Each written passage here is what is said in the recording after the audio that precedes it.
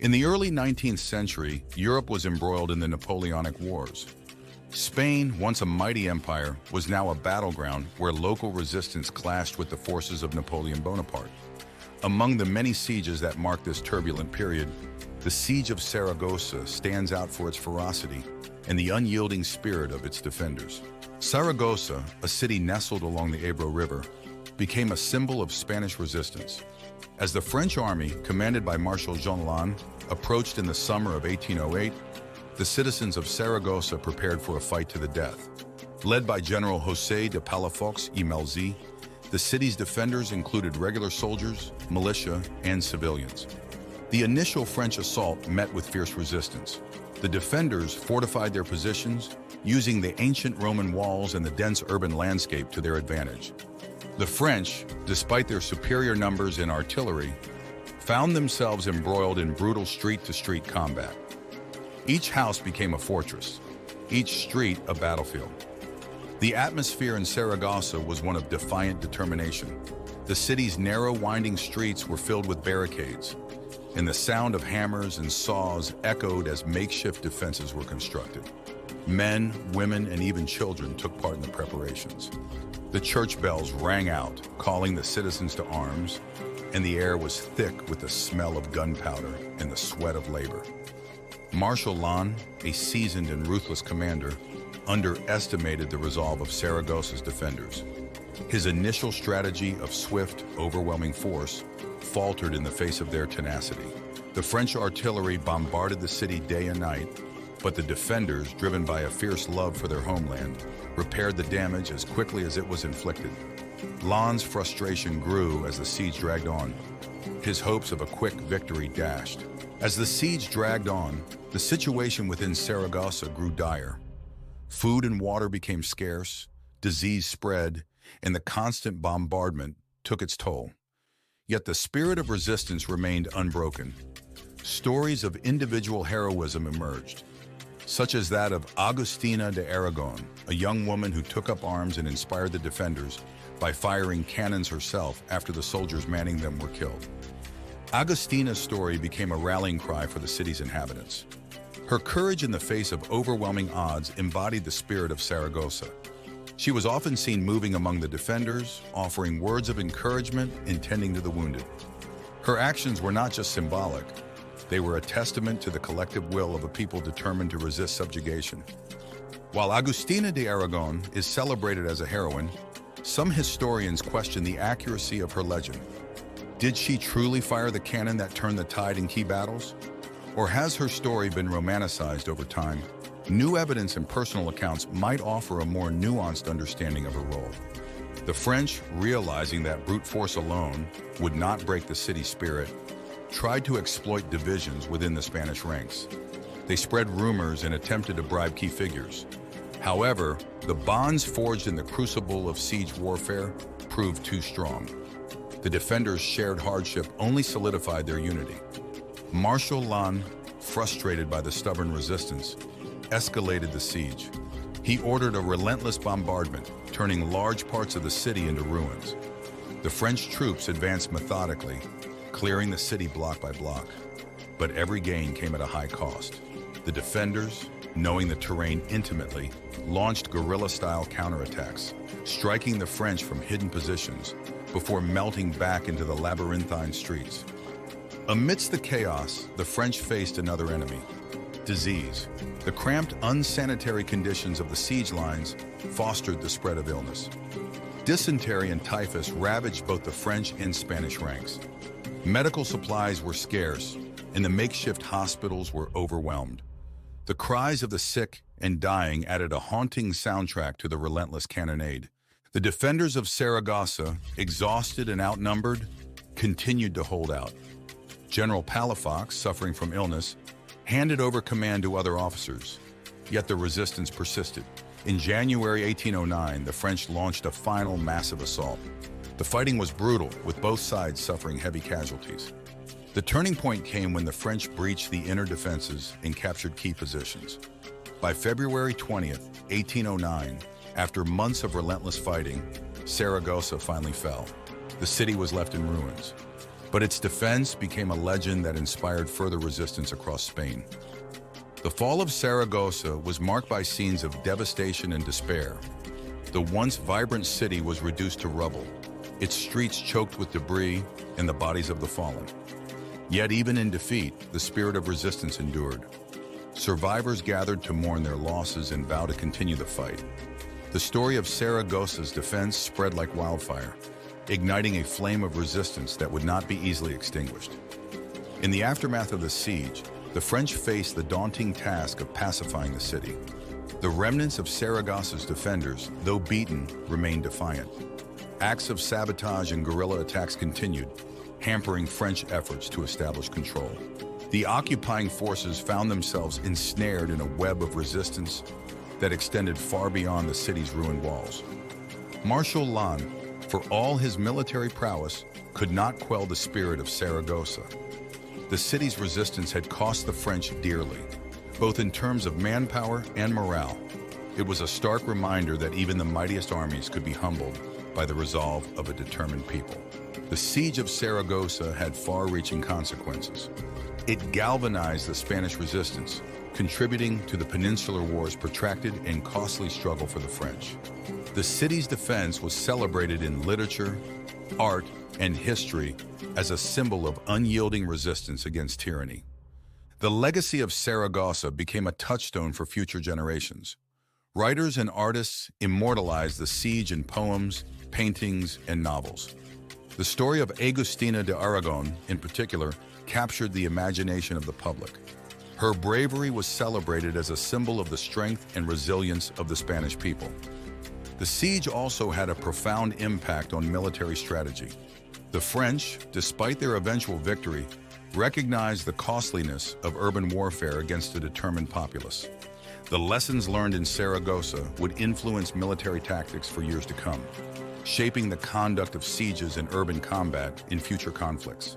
The legend of Agustina de Aragón, often referred to as the Maid of Saragossa, is one of the most enduring stories from the siege. According to popular accounts, she was a young woman who, seeing the Spanish artillerymen around her killed or wounded, stepped forward to man a cannon and fired upon the advancing French troops. Her actions are said to have inspired the defenders and struck fear into the hearts of the French. Historical records provide some support for this tale, but the full truth is likely more complex. Agustina, whose full name was Agustina Raimunda Maria Saragossa Dominic, was indeed present at the siege and did play a significant role. However, the specifics of her actions and their impact have been debated by historians. Some contemporary accounts suggest that Agustina's story was embellished by later writers and propagandists who sought to create a symbol of Spanish resistance. They argue that while she did show remarkable bravery, the cannon incident may have been exaggerated or even fabricated. Others contend that the legend, though perhaps dramatized, reflects a deeper truth about the spirit of the city's defenders. Agustina's later life adds another layer of complexity to her story. After the siege, she continued to support the Spanish resistance and was involved in various military engagements. She eventually married a French officer, which some view as a surprising twist in her tale. Her legacy, however, remained firmly rooted in her actions during the siege, and she was celebrated as a national heroine in Spain. One of the most intriguing mysteries of the Siege of Saragossa involves the rumored network of secret tunnels beneath the city. These tunnels, if they existed, would have provided the defenders with a critical advantage, allowing them to move supplies, coordinate attacks, and evade French patrols.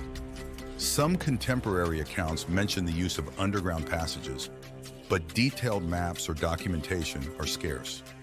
Modern archaeologists and historians have attempted to locate and explore these tunnels, but their efforts have yielded limited results. The few tunnels that have been discovered are narrow and partially collapsed, making exploration difficult and dangerous. The existence of these tunnels raises several questions. Were they part of an ancient network dating back to Roman times, or were they specifically constructed for the siege?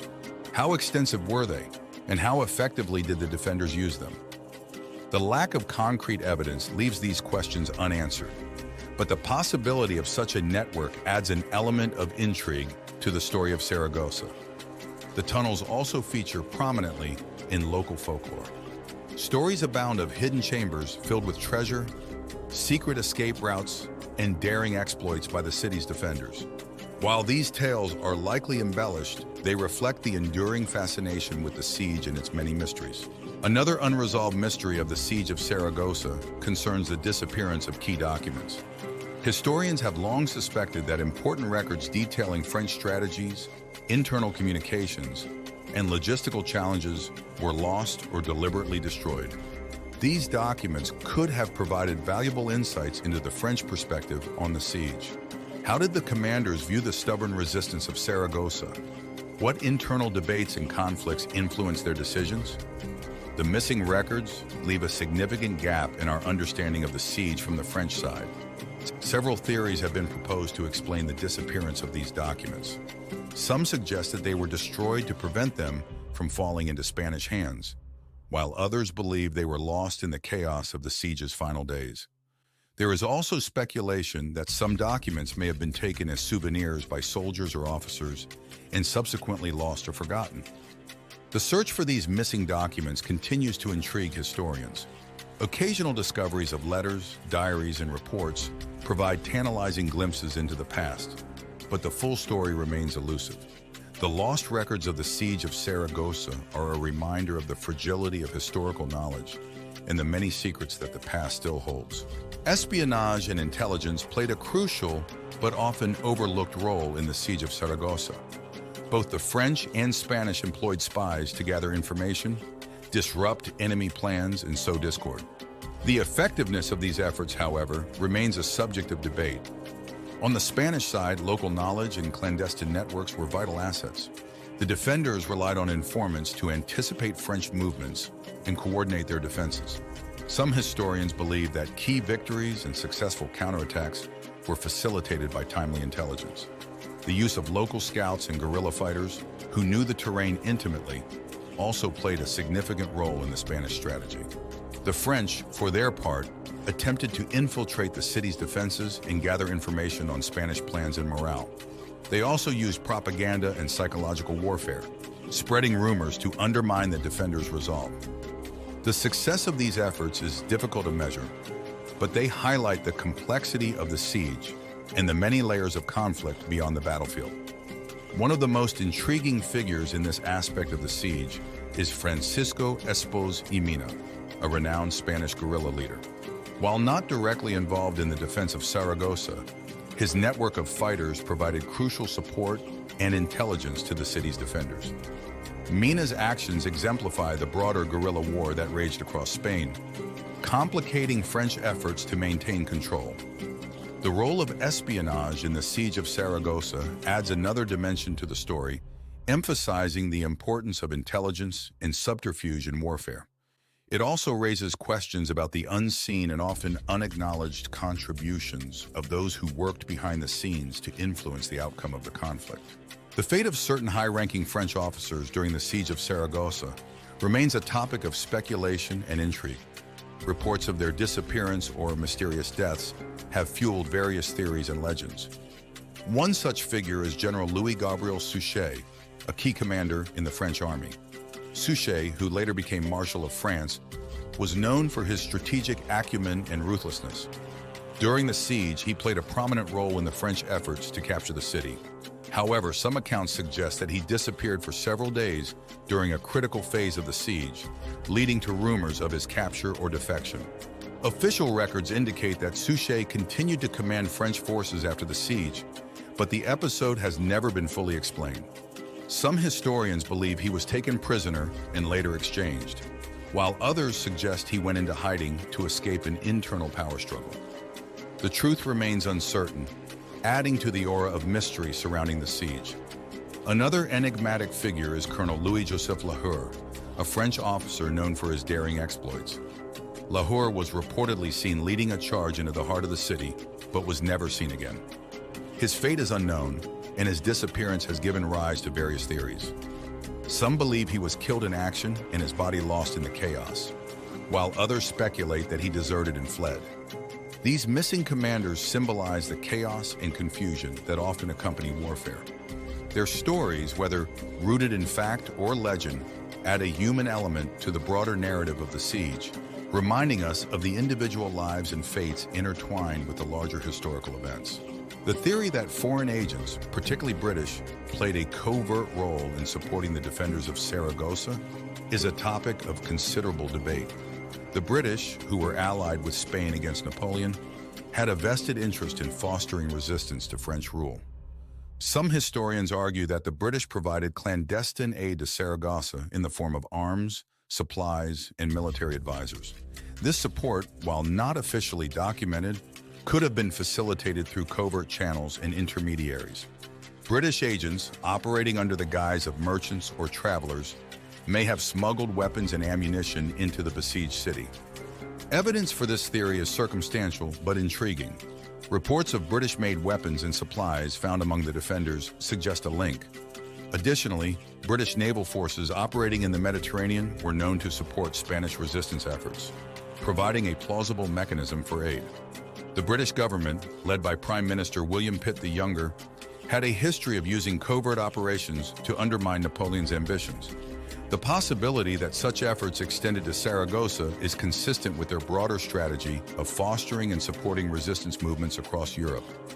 The involvement of British agents, if proven, would add a significant layer to our understanding of the siege. It would highlight the international dimensions of the conflict and the complex web of alliances and rivalries that shaped the course of the Napoleonic Wars. The Siege of Saragossa remains a poignant chapter in the history of resistance against oppression. The city's fall did not break the spirit of the Spanish people. Instead, it fueled a broader movement that eventually contributed to Napoleon's downfall. The untold questions and theories surrounding the siege add layers of intrigue, reminding us that history is often a tapestry of both well-documented events and enigmatic mysteries. In the streets of modern-day Saragossa, the echoes of the past can still be felt. Monuments and memorials stand as testaments to the city's indomitable spirit, and the stories of its defenders continue to inspire those who seek to understand the complexities of human resilience and resistance. The siege's legacy is also evident in the broader historical narrative of the Peninsular War. Saragossa became a symbol of Spanish defiance, rallying support for the cause of liberation. The lessons learned from the siege influenced military tactics and strategies, highlighting the challenges and costs of urban warfare. The story of the Siege of Saragossa is not just a tale of military conflict. It is a story of human endurance, courage, and the will to resist against overwhelming odds. The city's defenders, from the soldiers and militia to the civilians who took up arms, demonstrated a collective resilience that transcends time.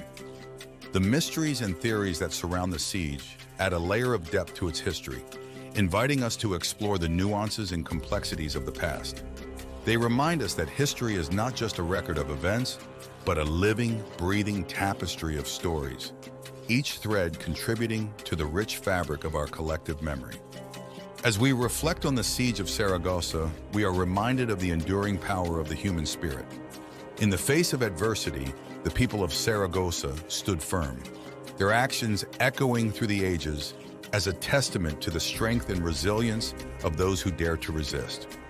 The Siege of Saragossa, echoes of resistance and secrets of the past, is a narrative that continues to inspire and challenge us, inviting us to look beyond the surface of historical events and explore the deeper truths that lie beneath.